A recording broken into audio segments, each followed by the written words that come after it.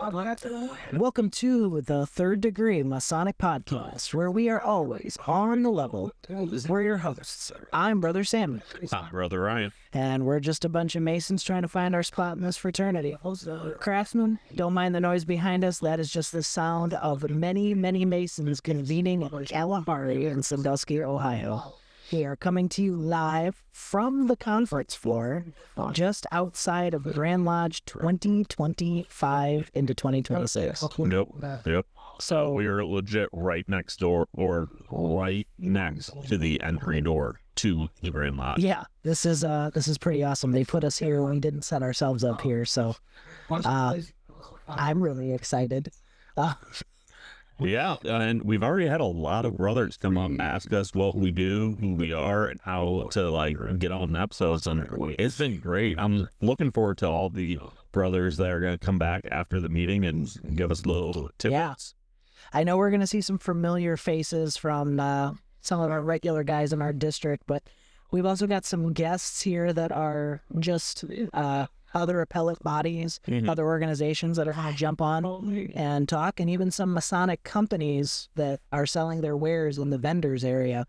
We're really looking forward to kind of talking about their products, because as much as we can't really show you what they have, we can certainly tell you that their products are top of the line. We're putting our hands on them now. So we will even have some collaborations from a DeMolay podcast. Yep. That just started here in Ohio. Looking forward to having those boys on.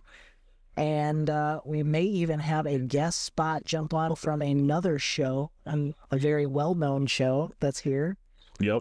So we're looking forward to that. So stay tuned, listeners, and enjoy Grand Lodge stories from 2025, 2026.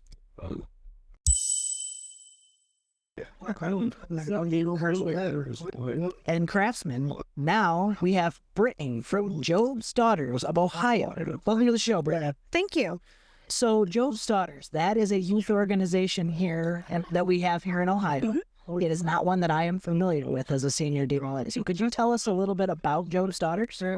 Job's Daughters is a youth group for girls. We range between the ages of 10 and 20. We do have what we call HOB2B program, which we recommend for the ages of 8 to 9. So it kind of gets them ready to join our organization. But we accept any of the younger members who might want to be interested in joining, just so that they can kind of get used to talking with our members who are already in and kind of get an idea of what our organization actually is. Kind of learn the ropes of how things work. Yes. So what is it that sets Job's Daughters apart in all of the Masonic bodies? What is it that that Job's Daughters does for these girls when they join? Yeah. For Job's Daughters, it kind of is similar to what DeMolay and the Masons and Eastern Star do for their members. We teach leadership skills, we teach them public speaking, and we just want to get them confident in who they are as a person and just kind of bring them out of their shells.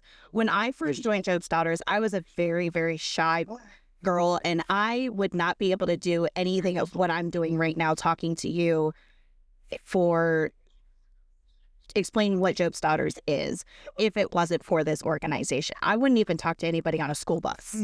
But here I am, I'm talking to you, explaining kind of what Job's Daughters has done for me as a person that's made me into the adult that I am currently today, and helping the other members who are coming into our organization to give them the same confidence to be able to do the same thing I am doing.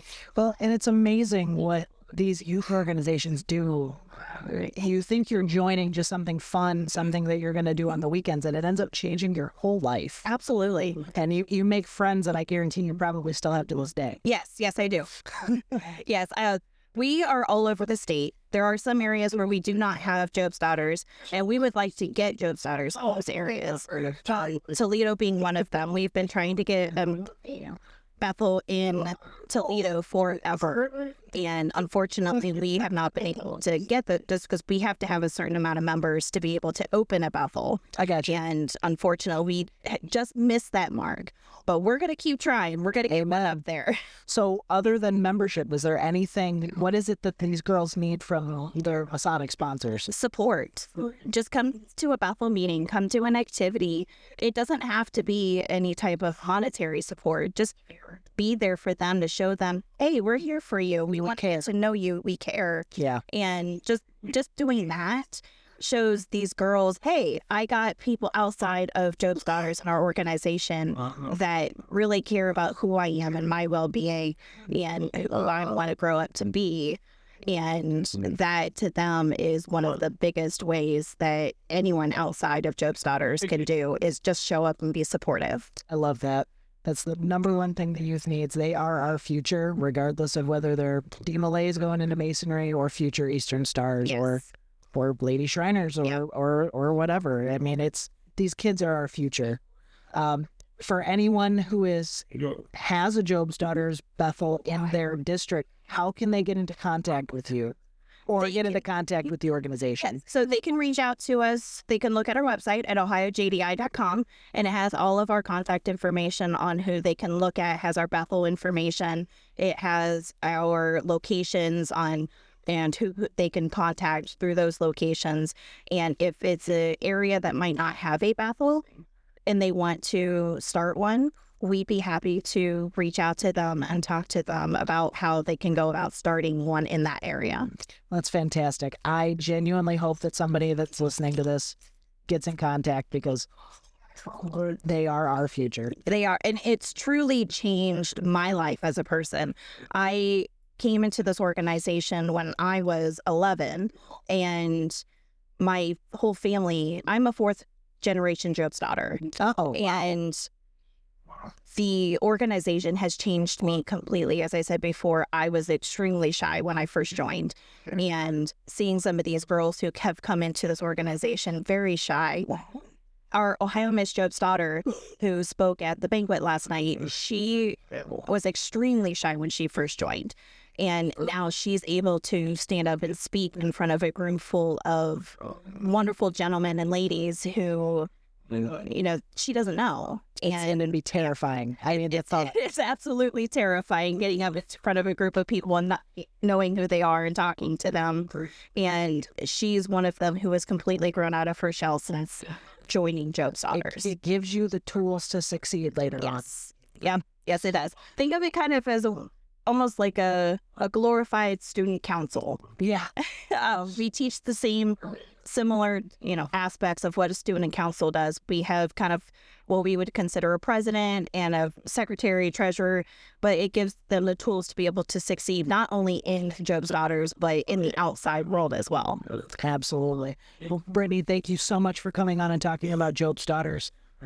And if there's anything that we can do for you on the podcast later on, please just let me know. We're happy to help out. Absolutely. Thank you for letting me join. And now we have Brother Connor Thompson, current state scribe for Ohio DeMolay, and Brother Quinn Brown, who is the deputy state master counselor. I forgot. It's a mess up. Oh, jeez. Deputy state. He's the real deal, guys. They are joining us from Ohio DeMolay. Brothers, welcome to the show. Thank you so much for having me. Anytime. So, what is exciting going on in Ohio DeMolay right now? Oh, man, so much. Well, we just had 2 consecutive years of positive membership growth, which is just a blessing. When you leave the work to the brothers, they're able to just work and be able to grow themselves. And when they feel like they're doing the work, they get the feeling of accomplishment, and that grows. And I feel like the best way to put that is when somebody steps down, somebody steps up. It's just how it is. And I feel like it's a natural way of nature, is that when something, when the scale tips one way, we're going to find an equal and opposite reaction to tip it the other way. And I feel like we're doing a good job at that right now. Well, it's been quite some time since I've done the ritual, but if I remember correctly, from the ranks you have come, from the ranks you will soon return. Yes, for sure. That's how it goes. It goes in a vicious cycle.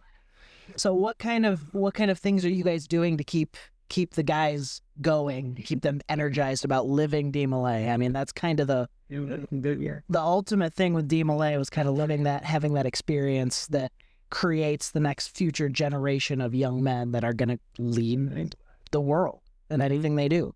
For sure. Can you say that question again? I'm sorry. No, you're good. You're good. What is it that you guys are doing? What kind of events or what type of things are you guys doing differently this year that you're excited about? Well, yeah, one of the bigger things we've been doing, especially the past 2 years, is Chapter of Excellence. And that's where we have a point system competition with all the chapters to an extent. It's a friendly, it's a brotherly competition. Oh, yeah. For chapters to earn 1,000 points by doing all these different tasks, for example, receiving the PMC MSA or getting a member to join your chapter or doing your LCCs. All these different things have different points you could earn. And we want all the chapters. We've encouraged every chapter to get 1,000 points, which earns them Chapter of Excellence. And the best thing about that is that no matter quote, big or small chapter, it will help them in the long run, not only being better in the chapter, but also just doing different events around the state, doing different ritual parts that they haven't done before. It gives them more incentive. It gives a better incentive. Absolutely. For them to do more. Yeah. Well, and on top of that, you end up that makes your continued growth even better than what you've got going. You got to keep the ball rolling. It's the only way. Mm-hmm. So don't stop now. Yeah. So what is it that Masons, not just in the state of Ohio, but let's just say Masons in general, how can Masons help DMLA out? 2 words: get involved. Find your local chapter. Find even one in your Masonic district to be able to help. Either if that's financially, which I can speak on behalf of most chapters, finances isn't the options, isn't the priority. We need advisors to sit on the sidelines of these chapters and be involved. We can always find young men, but we can't always find advisors to guide our young men to greatness. And that's the big thing we're lacking. That's our biggest issue that Masons can help with directly. And I feel like one thing we were talking about here at Grand Lodge is that in a perfect world, if every single Masonic district just had one DMLA chapter that they could support, like they can help financially or advisor-wise, or just being a mentor, maybe not even being an advisor, but being a Master Mason who goes and helps support the youth, that's what will not only help us as DMLAs and help build new chapters, help members grow to their maximum potential, but I know that it will help Masons be better men from what they're already doing, and also it leads a lasting impact, I guess, on their Masonic resume, if that's a thing, being able to help us DMLAs replace the chairs that the Masons sit in today. It's the circle of life, like you said. Me and Brother Gabe, who's not here right now, we were both senior DMLAs. We went into Lodge, and then you guys will go in probably. Mm-hmm. But some of the guys won't, but a lot of them do. And sometimes they don't jump right in. Sometimes they wait till they're a little older, but they go back to it. They know what they like. Mm-hmm. You guys are the future of Masonry, period. Like, there is no if, ands, or buts. Yes.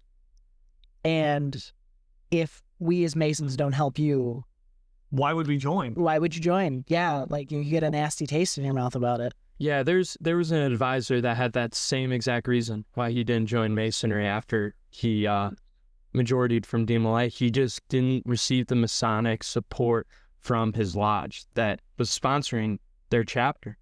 And he ended up just not wanting to be involved. And they eventually got involved, and, it helped them. And, past was the past, but, it's a reason out there. It's not somebody just pulling that out of their mind. It's It's happened and it can happen. And you want to know what it says about him? He chose to fix a problem that he had. Yep. So get out there, help your local DMLA chapters. What I'm really excited to hear about, I've heard that Ohio DMLA has started its own podcast. Yes. This is true, yeah. So it's Ohio DMLA specific, correct? It is. Okay. It is. So it's been in the works for give or take like a year now.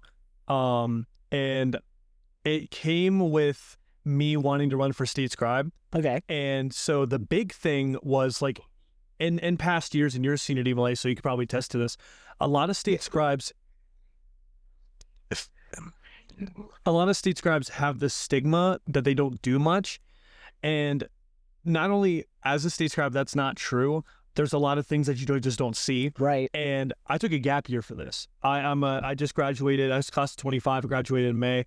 And I knew that if I was going to give this my all, that I want to take a gap year, and I wanted to do this podcast to document the history of this year, because that's part of my role within Ohio DMLA is documenting history, and specifically this year. Absolutely. And there's nothing more modern and more accessible to not only the youth, but our advisors who can look back on this and see, who we are and who Brother Coleman Leach is. We just did an episode on that and what we do here at Grand Lodge. And that just is a great way to document what we do, but for our younger DMLAs to go, that sounds fun. I would love to do a podcast because I saw this. It always takes that first step of somebody to do something different that might cause an avalanche for change. And overall, I remember when I was talking with Brother Connor about this back in March, April, I told Connor, I was like, what footprint do you want to leave in the sand of this fraternity? And what's going to make you different than all the other state scribes? Because, in my honest truth, I really believe Connor's been doing a great job with communication so far in the year. But if we didn't have the podcast, what was really any different? That is the state scribe's job, is to be good at communication. But this is something different.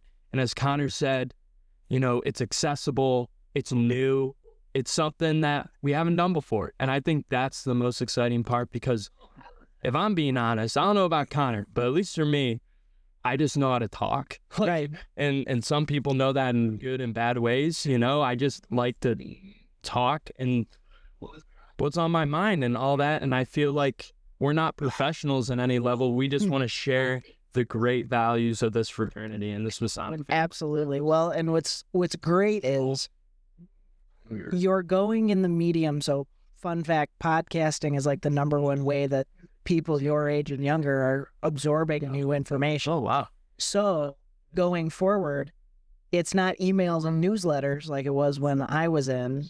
Now we're in the generation of podcasting where that's where everybody's getting their information. So you're hitting the source. You can share your DMLA experience, and maybe you'll grab a guy who's just thinking about it, right? You see something on Facebook, you see an ad and you go, what the hell's DMLA? And you go, oh, okay, I found a podcast about it. And you guys are sharing the story. Yeah. So Sure. I love that. I love the fact that it seems like you guys are trying to put out a genuine attempt, not some robotic, cookie cutter corporate type situation. Yeah. So tell us a little bit, what's your goal for this podcast? Are you just sharing stories happening, or do you have a educational? What you got? No, for sure. So it's kind of multi-purpose, if I'm being honest with you. One, to document the history that happens this year. Document the electeds, document the state officers, document what's happening within our state. Because sometimes, SMCs or positions in power, or even on the local level, they're looking for different things to do. And I can speak on behalf of our state master counselor. There's some things that we're doing this year that haven't been done in quite some time. And so, maybe 10, 15, 20 years down the road, there might be a little DMLA who's, getting ready to put his term for master counselor together as senior counselor, and goes, what, that might be really cool. And so not only is it to document history, it's to prove that, taking a leap in something that you don't know how the outcome might be is worth it, because it might do something great that you can't quite see yet. Mm-hmm. Because I know during that same conversation in March and April, I was kind of second guessing this whole operation. I was like, dude, I don't think this is going to be good. What if it's bad or whatever? And he encouraged me to take the leap and that he would be my co-host. And Nice. so it's been a lot easier because I know, and I haven't really vocalized this before, but this would not be possible if I didn't have Brother Quinn Brown's help.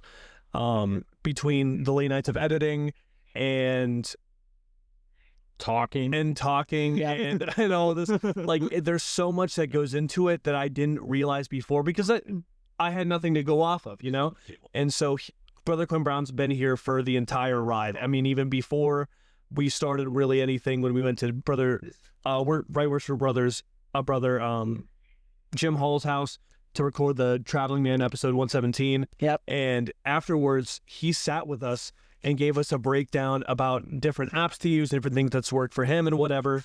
And the support that we've received for this has been truly remarkable. And I never really thought when I was in the idea phase that this would get traction at all. And even here at Grand Lodge, I mean, we've had a couple people come up to us and say, great job on Jim Hall, or great job on your podcast, or hey, you have this setup like going on here with mics. Like, what are you doing? Yeah. You're being interrogated, and like, no, we have a podcast. Oh, what's the name? And it just it has a whole down spiral, which is great. And when we're doing things like this, Masons can kind of see, because there's this whole stigma that I think some Masons have, unfortunately older, that we're just kids. Right. And eventually, 12-year-old us grows up, and when those ideas are passed around, it discourages little D Malays to go and join, the Masons, stuff like that. So Yeah, and to build off what you just said, Connor, I feel like every mindset, something I heard from our executive officer is that every single 12-year-old or every single new candidate is a potential state master counselor. Is a potential, even less than that, is a potential master counselor of their chapter. You just have to give them the resources so that they can get there. Yep. And that you can help them so that they could say that you, whoever you are listening to this, help that DMLA get to their best possible outcome in their journey. And it could be the same thing with Masonry, that new entered apprentice is a potential Grand Master Oh yeah. of Masons of Ohio. And you just don't know until you help them get. So they realize it. Yeah, exactly. Yeah. Exactly. Well, and it's good to hear that you're getting the support to get going. I will tell you, it's really funny that Jim Hall was the first guy I reached out to when I was starting it. And it originally started out as hey, I'm starting a podcast. Don't hate me. And he said, no, like, call me. I want to help you. Yeah. And I'm like, wow, it's crazy. And then you start talking to, this guy and this podcast and this podcast. I know the first thing I saw when I saw you posted that you guys were starting a show, I went, hey, no, for sure. I want to collaborate. I want to help. How can I help you? No, for sure. And that means a lot to us because, some senior DMLAs, and you probably can attest to this, go, that's new. Why are you doing this? Yeah. And it would be, someone older, someone that just doesn't understand that, not only is this a goal for us as leaders to try something new and do something different, but we also know that this is a different alternative way to captivate the youth that we know works, in Absolutely. some manner. And you really never know if something's going to work unless if you try.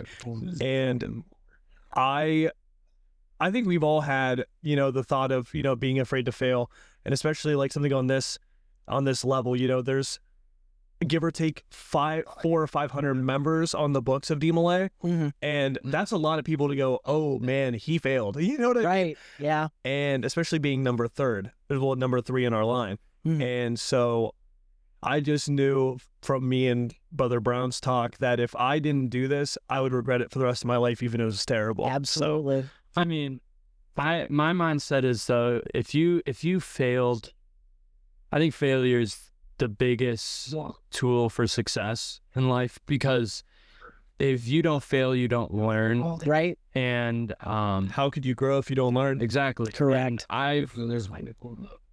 I've mentioned this on probably 3 of the 4 podcasts I've done, for this. But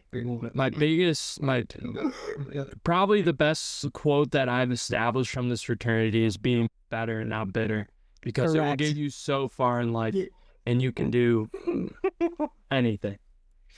It's messing with the mic. Oh. Every time you do that, it goes boop, boop, boop. Yeah, good. you're good. I got to get the mic stands like what you guys got. Yeah. But so I love that, because here's the other thing. You do it, you screw up. Yeah. Now you just learned a better way to do it. You fall forward. You don't fall backwards. Yes. So your show, what is the name of it, and how can the craftsmen here on the Third Degree find you? Absolutely. So the name is Describing Ohio. I love it. We're looking at doing 10 episodes total. 7 of them for the preceptors. Oh, then- cool. Yeah, and then 3 offshoot episodes. For example, Grand Lodge is the first one of this term, and there's 2 surprise ones during the year. So I can't disclose those yet. It wouldn't be a Right. surprise, but this is the first. It's a secret. Yeah. Oh yes. So where can they find you at? Are you on every platform yet, or are you still working YouTube? What are you guys doing? I'm still working on it. I'm trying to get on Apple Music, but right now for sure we are on Spotify. Spotify. Perfect. Yes, sir. So all of that is whenever there's a new episode released, you can also find it on our social medias, Instagram, Facebook. It's pretty well notified. And we're also looking at making our own page too. Phenomenal. Well, we are proud of you, and if there's anything we can do on the podcast, we're here to help. We're here to give advice, and as always, any way we can help you, that's what we're here for. That's fantastic. Thank you so much. Well, thank you guys for jumping on. Thank you, brother. Thank you. Appreciate you. Welcome back, craftsmen. And today we have Brother Hayward Evans, another brother from my district. Welcome to the show, brother. Thank you. So you are here with your company, a company that I am proud of. I was one of the first customers to buy stuff at Camp Masonry years ago. Yes, you were. Seeing your ingenuity in action, you had some of the coolest Masonic merchandise I've ever seen. Well, that's what we shoot for. So why don't you tell us a little bit about your company and what it is that you make? Okay, so founded in 2015. So brother James Detner and I were talking one day about some different things that we had ideas of, and we decided to start this business. And actually it started off with leather work was the concept and the genesis behind it, doing specifically what are called traveler's notebooks. Yeah.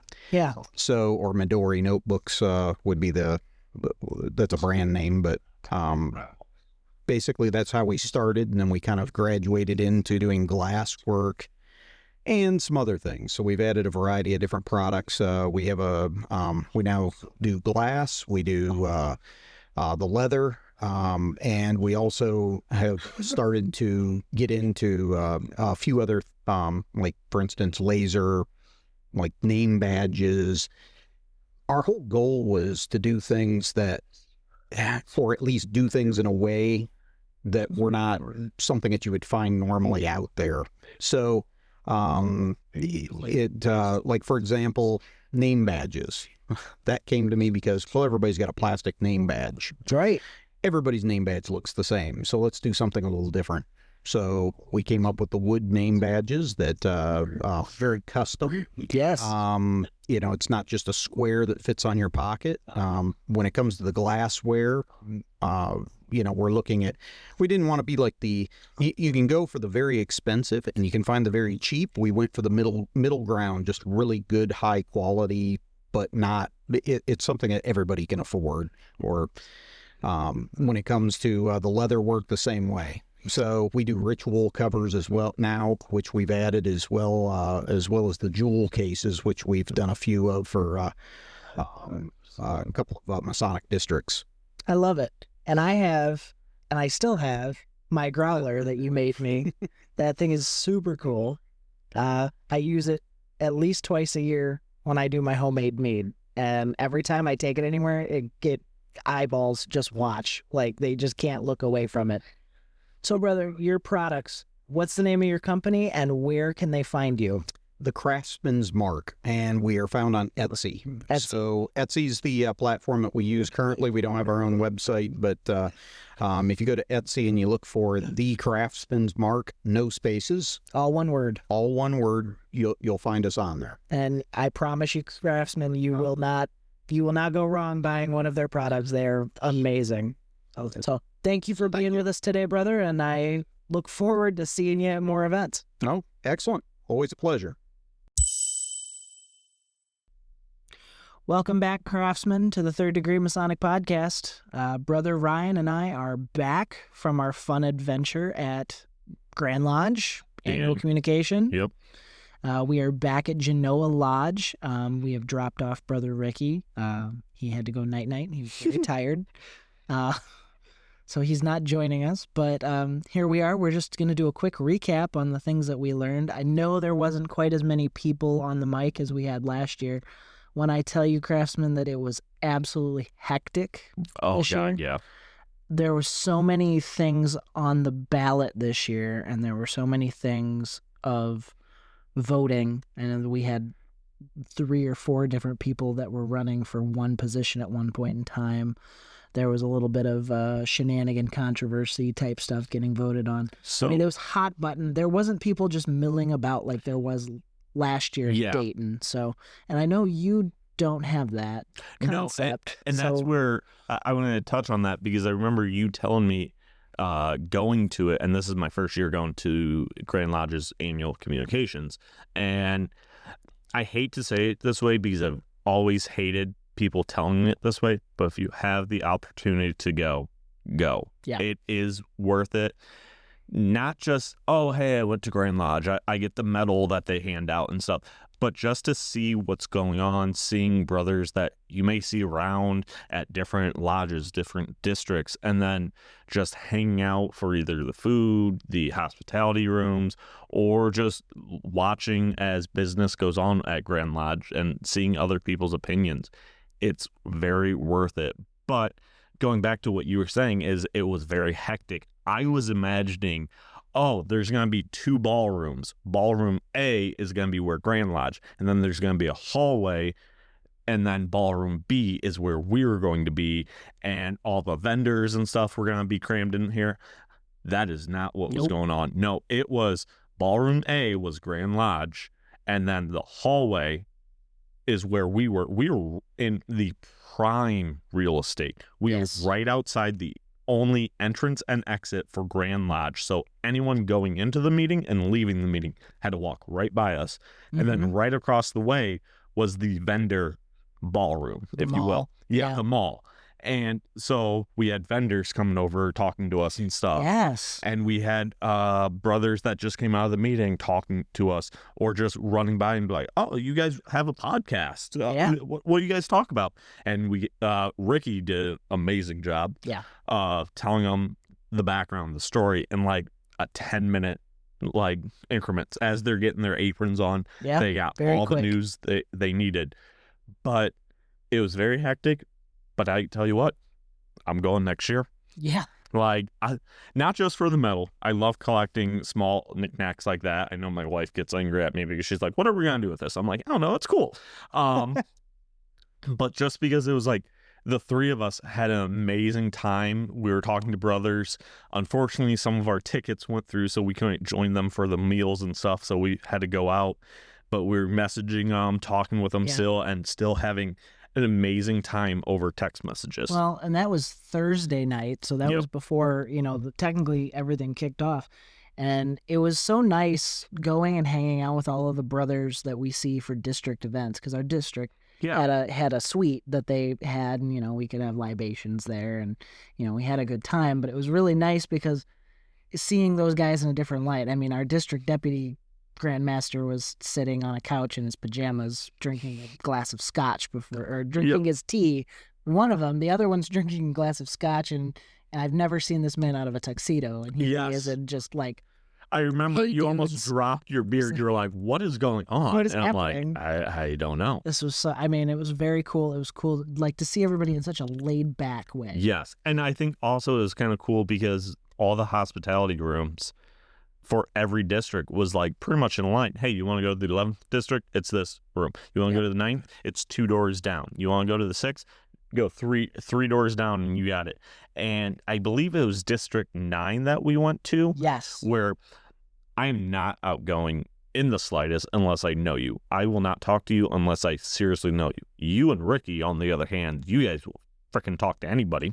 So you guys dragged me along, and next thing I know, we're sitting there for 45 minutes, maybe an hour, talking to a brother we just met, talking about podcasts and stuff. Yeah. And having a grand old time. We went to the 9th district suite, Mhm. hospitality room. We met a few guys there, but they were freaking rowdy. It was Yeah. great. But we met Stuart Kilkenny. I think that was his name. That sounds familiar. He's a senior DMLA from Ohio, and we just got to talking about everything. I mean, we talked about podcasting. We talked about some of his favorite guys from his district that he was really proud of and honored to be a part of. He's a, we talked motorcycles for a little while. He's a very active member of the Widow Sons. I know it's a very active organization in their district. It was a very cool experience to sit down and talk with this guy, and hopefully we might end up in their calendar. I got to send out some paperwork. Yep. Their district does one as a fundraiser, so I may be jumping on that bandwagon. I told him I'll do it as long as he puts us right next to Brother Hall for the Traveling Man. I think that would be fun. So, Jim, if you're listening, hope you get a laugh out of that. But no, what was really great for me. I really enjoyed having our table there. I loved having people jump on the mic. We had the Job's Daughters, which is an organization we don't have in Northwest Ohio. No. Like we know, or I've heard of them. We've heard of it. Never really met anyone. I never met, and I only met them when I was a kid, and it was only if we went down to like Columbus. But, we had the DMLAs come on. That was really cool, and talk about their show, Described. And then I think you and Ricky, weren't you guys? Ricky jumped on their show, so that was really cool. I didn't get a chance to jump on theirs, but we'll be working with them again in the future. Really looking forward to that. These kids are the future of masonry, and they have some great ideas. But overall, my good brother Hayward Evans with his store that he has, it has some really cool Masonic stuff. But just in general, it was just a very hectic day. But what was really great to me, it was an honor to meet some of our fans. Yes. Like last year, I feel like we were proof of concept. We were putting some stuff out there. We didn't really know, nobody knew who we were. We were just starting out. And this year I had a lot of guys come up and say, "Oh, hey," and I recognized a lot of them. I was like, "I remember you. Hey, how you doing, brother? Whatever. How's the show? Oh, I love the show. Great show. Love how you guys do this, or love how you do that." Having a couple of guys that, just the guys I didn't even recognize. I would be like, "Hey, you like Masonic podcast?" I'm like, "Yeah, I like your podcast. I'm a fan." And it just, like, not to make my ego any bigger than it already is, because nobody needs that, but it just meant a lot. It really. And sorry to cut you off a little bit, but we met one of the 7. One of the 7. You were talking to a brother, and he's like, "Yeah, I listen to you all the time. I listen to you on YouTube." And there's about 7 people who regularly listen to us on YouTube, and I met one of the 7. That was an honor, absolute honor, because these 7 people are listening to our show every time an episode comes out. There's at least 7 people, and it's always got to be these same 7 people, and for that, I thank you. Yep. It was an honor. They took some of my business cards. I really genuinely appreciate it. It means so much to us. This podcast is really a joy and a privilege to be able to do, and to know that people give a shit about it. Yeah, and we're not just screaming into the void, as I like to say. Yeah. So, thank you, Craftsman, for those of you that came up to see us, and we will continue trying to do our best to keep providing you awesome content. And to any of you new listeners that we may have gotten, welcome to the ride. It's a lot of fun. We have a lot of really cool things coming up. There are a few bumps along the road, but it's worth it in the end. What is one thing that you really enjoyed at Grand Lodge? What's, like, if you had one thing that you were like, this is really cool either as an experience or something that happened while we were there? It's cliche, but it's what it is. The brotherhood, the like, even going into the mall, I hate going into those vendor pack things where they're trying to sell you stuff, because you're walking down an aisle just kind of looking around, seeing if anything catches your eyes, and the sellers are always like, oh yeah, come here, and they're getting at you, and you're like, I don't need that. You feel icky. Yeah, where this, just walking in, the vendors were all brothers, and they're like, morning, brother, afternoon, brother, how you doing? Good. And they just let you go. They're not like, oh, come look at my rings. I have the same rings as so-and-so, but come look at mine. Looking at that, it's like, I felt welcome in just that. And then going back to our table and talking to the brothers walking by, and they stopping by, looking at all of our stuff, laughing at the sticker that you had out for us with cable toes. Yeah. And it's just like,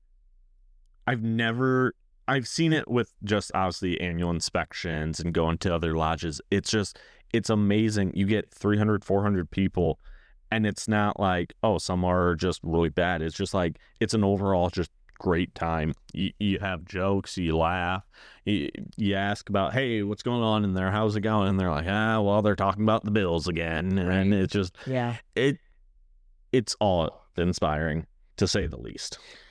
I feel that same way. I also really enjoy watching the legislative side of our organization, in the size that it does, and the fact that it is very interesting that we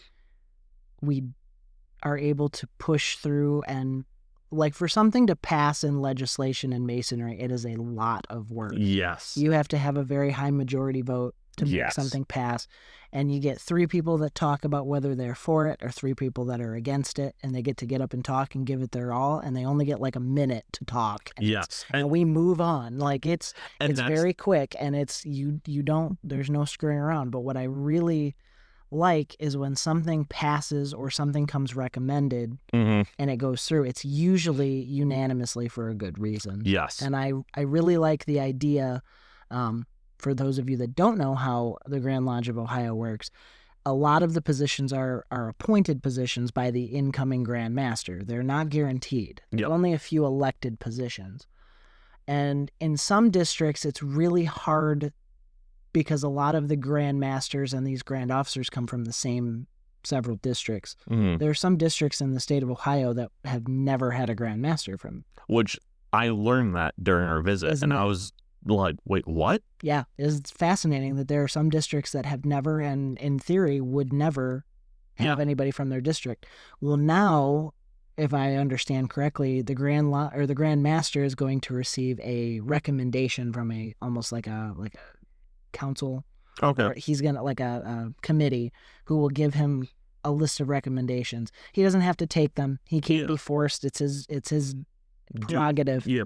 But it will also include people from other districts. So there's now a chance that these guys that are from these other districts that have never had a voice in the government of their masonry might have a shot.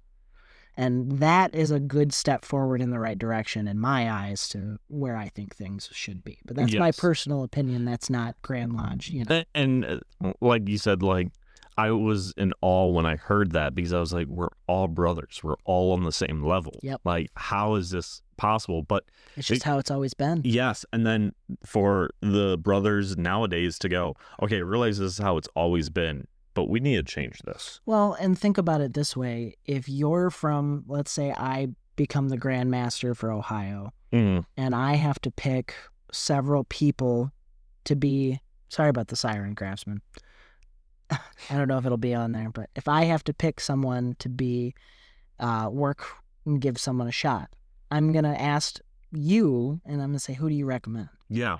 And I'm going to ask people that I trust implicitly. Who do I recommend? And I think I can see it. I mean, you're gonna grab from what you know and who you trust. And I think it also helps take a little piece off the Grandmaster's plate, or the future Grandmaster, the next in line. It's so hard. Yeah, because I mean, in another episode, we were talking about a brother that went to 156 Masonic events.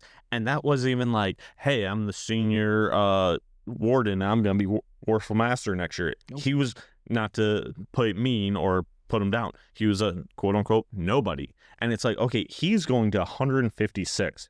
Yep. Just think about the 3 elected officials, Grand what Line people. what they're going through, what they have to do on a daily, nightly, and on the weekend. I'm sure, yeah, they're thinking, okay, next year is my year. I got to do this. I got to get these people. But to take that off and go, you know what, brother, you can still worry about that, but I'm going to help you. Yeah. And I'm going to tell you a list of 5 people. To me, it's just like, holy cow, weight has been lifted off. I thought it was really cool that that's how that a step has been made in the right direction. Yes. I also am very excited and proud to announce that Brother Jeff Syme, I believe, is now a warden. Yes, he has been elected as the... Officially elected. Yes. Oh, I forget the entire title, but is the Junior Grand Warden? Junior Grand Warden of the Grand Lodge of Ohio. Yeah. Yes. So I'm very proud of my brother. Yes. He worked very hard for it. Yep. And we look forward to seeing him do some great things. But overall, I want to tell you the best moment I had was I went into the room after they had announced who the officers were, and I had a gift for the outgoing Grand Master, Brother Bill Carter, who was on our show. I had one of our new hats. I'd wanted to present him, and he wasn't in the room. And I saw Brother Charlie, who was a past Grand Master, and Brother Rob Rill from our district, who was another past Grand Master. Mm-hmm. And I was like, yeah, I'm looking for Brother Carter. And they're like, I've got a gift for him. And they're like, oh, we got to help you find him. So they helped me find him. They pushed me through a whole line of dignitaries to take me to the Grand Secretary's office. Yep. So I could present Brother Bill Carter his hat. That is cool. Yeah, that meant a lot. I remember that because Ricky and I were tearing down everything, and you're like, well, I got this gift. And we're like, you go do that. We got this. Don't worry about the equipment. You got this. And I mean, it sounds so, I mean, it's kind of cheesy, I guess. I mean, he's getting gavels and plaques and medallions and whatever, and all I've got is this hat for him. But you know what? That man really did something for me when it comes to masonry, and he really made me give a shit. And he is not a Grand Master that I'm ever going to forget. Yeah. And I know that going forward that there are some high standards for me when it comes to that because of Brother Carter. Yep. And most of all, I'm so excited because once he gets a little hiatus, I was wondering if you were going to talk about it. he has already agreed to come back on our show and talk about a topic that's very near and dear to my heart. So looking forward to all of that. But overall, I think a very successful Grand Lodge. Looking forward to going back to Dayton next year. It's a little bit farther of a drive for us. Yep. It's about 3 hours down instead of 45 minutes. Kind of spoiled this year, but Yeah. So, but no, it was just like you said, the legislation was amazing. Even the bills that got shot down, it was like, oh, I see what they're trying to do. Yes. Yep. I stand. Do I agree with how they're trying to do it? No. They may be a little bit more aggressive than I would. But yes, this is kind of an issue we should look at and maybe change. And what will happen next year is someone will write a bill that's a little bit less aggressive. Yes. And that's kind of how it works. We used to not be able to have alcohol at all in Masonic buildings, period, because they're consecrated. Well, now in most lodges, you are able to unconsecrate your dining room area. So now we can have alcohol here and have like wedding receptions and stuff, which is a major moneymaker Fellowship for lodges, nights. fellowship nights, what have you. You know, not for people to get drunk and shit Yeah. faced, but like, you know, it's kind of nice to have a glass of whiskey with your brothers when you get done with your meeting. Yep. So that was a rule that I tell you had been coming up since before I was a Mason. It's just every year they worded it a little bit differently, and they finally got the wording correctly to get it to pass through. Yep. Or the generations changed enough to get it to pass Yeah. through. Yep. So it's just fascinating to watch. Yes. And I look forward to seeing what happens next year. And I mostly look forward to seeing all of our fans. Yes. And, Yes. you know, I want them to adore me. No, but that was really great. I really hope next year we can have both you and Brother Gabe there. Yes. It just means a lot. I know meeting everybody in person. So overall, I had a blast. I hope Yeah. you did too. And, Yeah. I'm looking forward to next year. And I never thought I would ever say those words as a master mason, as a mason, about a Grand Lodge annual communications. and you did. Yeah. So, Well, I guess it's about that time. yeah, Remember, craftsmen, keep your working tools in order. and always be on the level. Thank you.